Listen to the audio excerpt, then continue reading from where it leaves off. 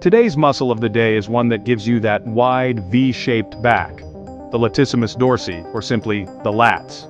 In this video, we'll break down lat anatomy and function, the best exercises to build them, and the stretches you need to keep them healthy and mobile.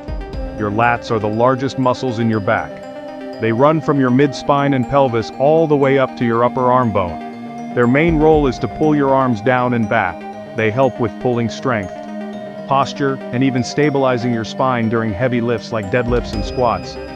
Use compound moves like pull-ups, lat pull-downs, or rows to hit your lats. For isolation, add in exercises like the dumbbell pullover or straight arm pull-down. Combine heavy compound lifts with isolation work for best results. But don't just train your lats, stretch them. Tight lats can limit shoulder mobility, cause poor posture, and even affect your overhead lifts. Great options include the child's pose, overhead stretch, and doorway lat stretch. Train them heavy, stretch smart, and your lats will give you that strong V-shaped, powerful look. Hit subscribe for the next muscle of the day.